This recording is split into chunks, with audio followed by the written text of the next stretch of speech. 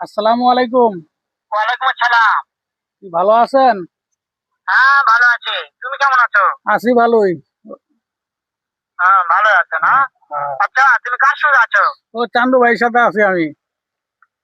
ওই মাদার চোদের সঙ্গে? ওই মাদার চোদ তো এতই হারামজাদা। ওই টাঙ্কির বলা, ওই তো লটির বাচ্চা।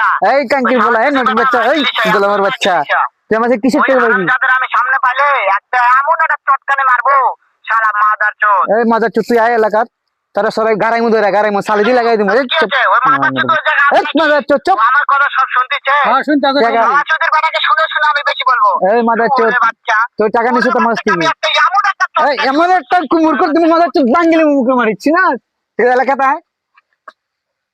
তাই নাকি? হ্যাঁ এলাকাতে আয়। তালাক মারতে চায়? তারে মারতেছা। আমি দেখা সাক্ষাৎ হলে পালাই শুয়োরের বাচ্চা। এই সরের বাচ্চা, তোরে সালি দি ধরবো, সালি দি, সালি বুঝো, সালি দি ধরে গেলি মুরসা দিমু তুই মাদার চুদ আয়।